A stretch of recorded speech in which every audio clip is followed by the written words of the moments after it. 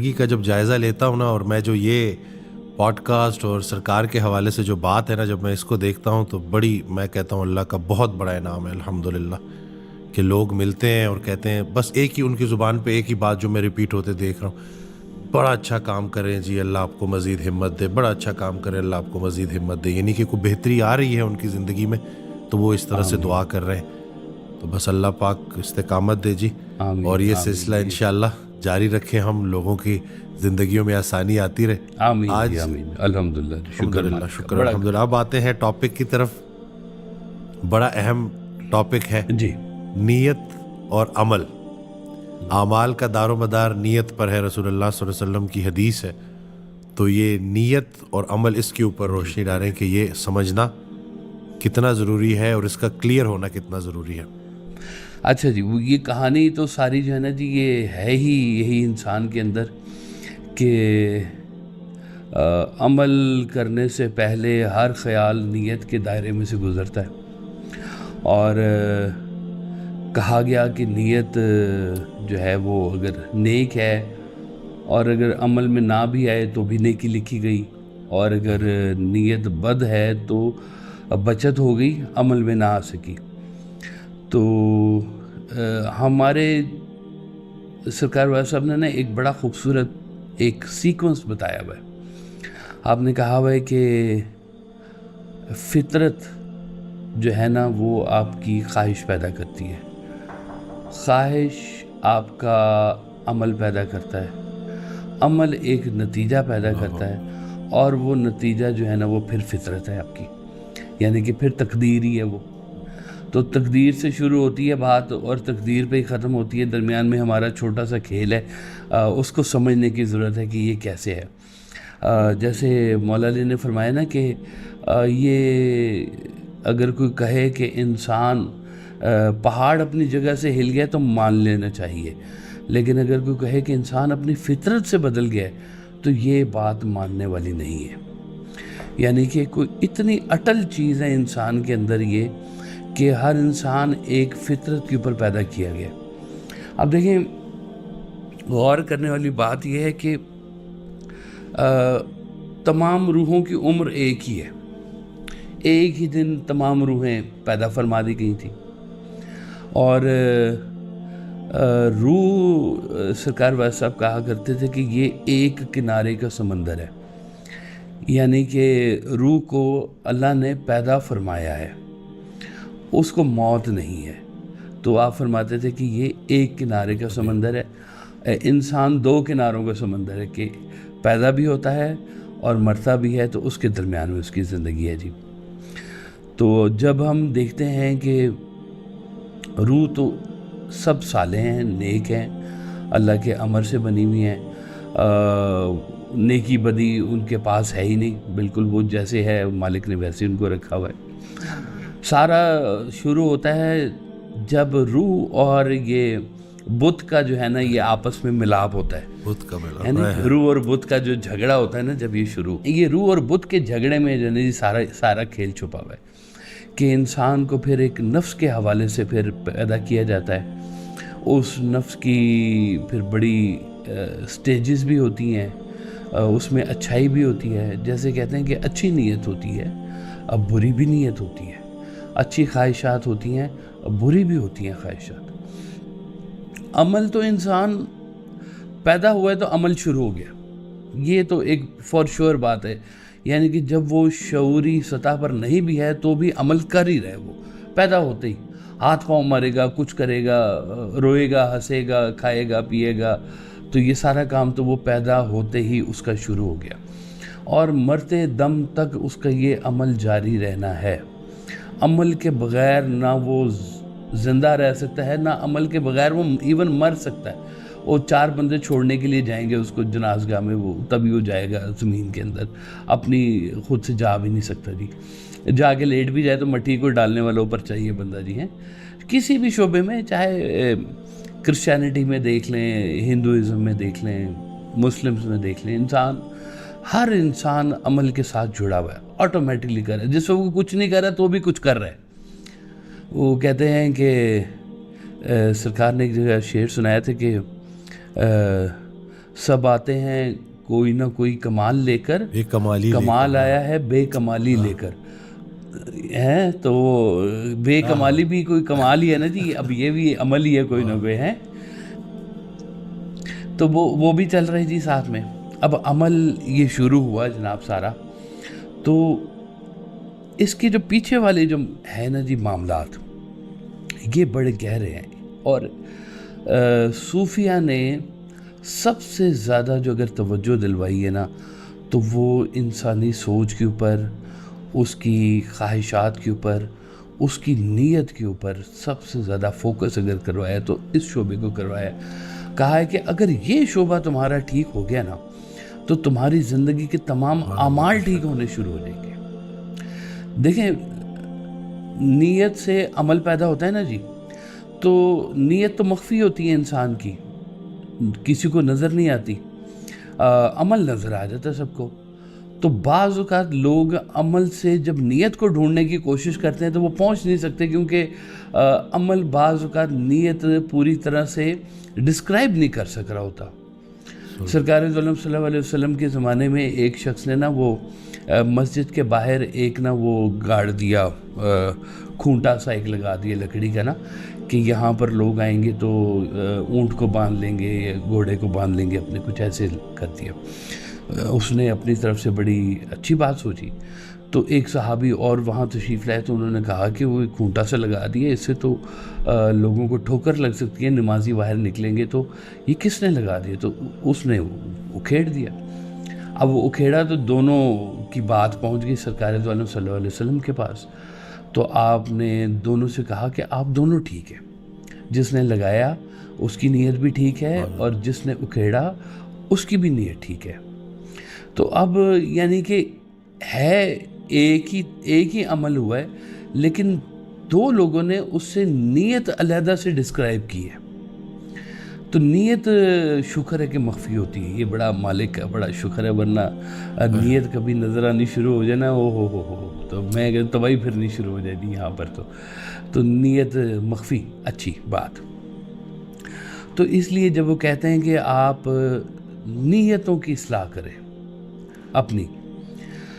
وہ سرکار والا صاحب کا ایک شعر ہے پنجابی کا کہ نیتاں دے سر سیرے پیندے، یعنی سیرا ہے، نیتاں دے سر سیرے پیندے، نیتاں دے گل پیندے پھا کہتے ہیں پھانسی کو جی ہے، نیتاں دے سر سیرے پیندے، نیتاں دے گل پیندے پھا، دل دا کافر رہندا پاویں حج کراوے لاکھ حج بھی کر لے، جو دل کا کافر ہے نا وہ کافر ہی رہتا ہے، یعنی کہ وہ مکہ شریف اور مدینہ شریف بھی اس کے اوپر کوئی خاص اثر نہیں کر رہے ہوتے۔ اب دیکھیں، ابھی پچھلے دنوں کی میں آپ کو بات بتاؤں کہ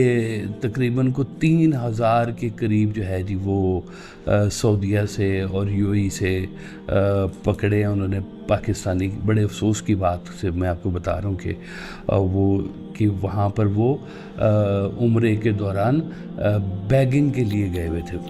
اور صرف ہمارے ملک سے نہیں جاتے، بہت سارے اور بھی ممالک سے جاتے ہیں جن کی نیت عمرہ کرنی نہیں ہوتی، احرام پہن کے پھر رہے ہوتے ہیں، لیکن مقصد بیچ میں نیت ان کی کچھ اور ہوتی ہے۔ بالکل ہے نا جی۔ تو اب کہنے کو حالت احرام ہے، لیکن احرام نہیں ہے، وہ کوئی اور ہی کام چل رہا ہے وہاں پر۔ تو احرام پہننے سے لے کر تو ادائیگی تک درمیان میں سارا ہی آپ کی نیتوں کا کھیل ہے، سارے کا سارا، کہ آپ کس نیت سے وہاں جا رہے ہیں، کس نیت سے بیٹھ رہے ہیں۔ یہ بھی عین ممکن ہے کہ کسی نے غلاف کعبہ بھی پکڑا ہوا ہو تو نیت اس کی خالصتاً اللہ نہ ہو، بلکہ لوگوں کو دکھانا اس کا مقصد ہو۔ بالکل عین ممکن ہے یہ بات۔ تو میں آپ کو یاد ہوگا کچھ عرصہ پہلے وہاں پر مدینہ شریف میں ایک واقعہ ہوا تھا کہ یہ میرے خیال ہے نون لیگ کے لوگ کچھ گئے تھے، تو وہاں پر صحن میں لوگوں نے انہیں کچھ نہ وہ دوسری جماعت کے لوگوں نے ان کو بلی کرنا شروع کر دیا، کچھ اونچی آواز میں ان کو کہنا شروع کر دیا۔ اب میں نا وہیں پر موجود تھا جی، اور مجھے پہلے تو لگا شاید نا کوئی فوت ہو گیا، ہو جاتے اتنا مجمع ہے وہاں پر، تو لیکن بعد میں مجھے پتہ چلا فوتگی نہیں ہوئی تھی، یہ ہو گیا تھا سارا معاملہ کہ لوگوں نے ایک دوسرے کے اوپر وہ جو پولیٹیکلی جو معاملات کرتے ہوتے ہیں وہ کیا. لیکن جگہ دیکھیں آپ کہ وہ جگہ کون سی ہے جہاں پر آپ پولیٹکس کو کھیل رہے ہیں، یہ کھیلنا چاہ رہے ہیں. تو بہرحال اللہ تعالیٰ معاف فرمائے، ہماری نیتوں کو اللہ تعالیٰ خالص فرمائے. تو نیت جو ہے نا جی، یہ ایک ایسی چیز ہے کہ جو کہیں نہ کہیں پر کنیکٹڈ ہے آپ کی فطرت کے ساتھ بھی. کہ اللہ تعالیٰ نے جب فطرت پیدا فرمائی ہے، جیسے کہتے ہیں نا کہ بچھو کی فطرت ہوتی ہے ڈنگ مارنا، تو شیر کی فطرت ہوتی ہے بہادری دھاڑنا، ہے نا. تو اس طرح سے فطرت کی جو کھیل مالک نے رکھے ہوئے ہیں، اس فطرت کے ساتھ کہیں نہ کہیں سے آپ کی نیت بھی بنتی ہے. اچھا، اب یہ لوگ اس کو پھر ایسے کریکٹر اس کو کریٹیکلی بھی دیکھ سکتے ہیں کہ جی اگر بد ہے، اس کی فطرت ہی بد ہے، بد فطرت لوگ ہوتے ہیں، سلیم الفطرت بھی لوگ ہوتے ہیں. یعنی کہ کئی لوگوں کی فطرت میں شرارت زیادہ ہوتی ہے اور کئی لوگوں کی فطرت میں عبادت زیادہ ہوتی ہے، یوں سمجھ لیں. تو اب دونوں کا رجحان جو ہے نا، جہاں پہ نیت نے جس پوائنٹ پہ بننا ہے، اس سے پیچھے اس کی فطرت جو ہے نا وہ اس کے ساتھ کھیل کھیل رہی ہوتی ہے. تو اگر ایک شخص ہے بد فطرت ہے، بد فطرت نے اپنے نفس کو جو ہے وہ ایسا ٹرینڈ کیا ہوا ہے کہ وہ بھی بد ہے، اور وہ اس نے ایک بد نیت پیدا کیا ہے. اچھا، یہاں تک سارا کچھ ابھی بہت خاموشی سے چل رہا ہے. اگر یہاں تک بھی اس کی تربیت ہو جائے ایک بد فطرت کی اور وہ بد نیت کی، تو ہو سکتا ہے بد نیت کا عمل جو ہے وہ آگے ہونے سے بچ جائے، ڈیلے ہو جائے. جیسے کہتے ہیں نا کہ نیکی کرنے میں کوئی دیر نہ کرو، پتہ نہیں کل ہو نہ ہو، ٹائم ملے نہ ملے، تو فوری طور پہ نیکی کر لو. اور کبھی گناہ کا خیال تمہارے دل میں آئے تو اس کو ایک دن کا ڈیلے دے دو، چلو کہ کل کر لینا، آج موقع چھوڑ دو، تو ہو سکتا ہے کہ کل وہ تم گناہ کرنے سے بچ جاؤ. تو ایسے بھی ہو سکتا ہے جی. آپ کا ایک انداز ہوتا ہے، فقراء جو ہیں اس کی تربیت کرتے ہوتے ہیں. تو اب ہوتا یہ ہے کہ جو سلیم الفطرت لوگ ہیں، ان کے پروگرامز کے اندر جو ہے نا وہ نیکی کے کام، عبادات، مساجد، آپ دیکھیں دنیا ایسے ہی دو رنگوں میں بٹی ہوئی ہے. سلیم الفطرت لوگ ہاسپٹلز بنائیں گے، دھرم شالائیں بنائیں گے، مساجد بنائیں گے، نیکی کے کام کریں گے، خدمت خلق کے اوپر کام کریں گے. اور جو بد فطرت لوگ جو ہیں وہ اسی کے مخالف کام کریں گے، وہ جوئے خانے بھی بنائیں گے، تو وہاں پہ سارا کچھ بنائیں گے. رونقیں لگائی ہوئی ہیں دونوں نے اپنی اپنی. اچھا، یہ پھر اب ہم نے آپ کو یاد ہوگا ایک پوڈ کاسٹ کی تھی المخلصین کے نام سے، جی، کہ اخلاص کن لوگوں کو مل جاتا ہے نا جی. تو شیطان نے کہا کہ میں ورگلاؤں گا، کھلا چیلنج ہے اس کا، میں ورگلاؤں گا، لیکن وہ نہیں آئیں گے میرے دام میں جو ہوں گے المخلصین، جن کی نیت میں اخلاص آ جائے گا، وہ نہیں پھر گمراہ ہوتے جی وہ لوگ. اس لیے کہتے ہیں کہ وہ جو ہوتے ہیں نا، یہ آپ کا جو نفس ہوتا ہے، اس کی ایک کیٹیگری ہوتی ہے نفس لوامہ، یعنی کہ آپ کی طبیعت مائل ہے گناہ کی طرف، اور ایک ہے جس کو کہتے ہیں نفس مطمئنہ. 4 اس کی اقسام ہے، میں 2 آپ کو صرف بتا دیتا ہوں. کہ نفس مطمئنہ، کہ وہ نفس ہوتا ہے کہ جو اخلاص کے ساتھ جڑ جاتا ہے اور اپنی سکون کی یا مطمئن ہونے کی حالت میں آ جاتا ہے. اس کے اوپر برائی کے اثرات اس طرح سے مرتب نہیں ہوتے. تو جب آپ کا نفس جو ہے نا وہ اگر مطمئن ہونا شروع ہو جائے گا، تو کہیں نہ کہیں پہ وہ پھر آپ کی جو یہ برائی کرنے کی استطاعت ہے اس کو بھی کم کرتا جائے گا. یعنی کہ برائی کرنے کی استطاعت ہی کم ہونی شروع ہو جائے گی آپ کی، کہ سارے بھی برائی کر رہے ہوں گے نا، تو نفس مطمئنہ والا کہے گا کہ میں خوش ہوں اپنے مالک سے، جو کچھ اس نے مجھ سے کیا. اب یہ جو نفس کی تربیت ہے نا جی،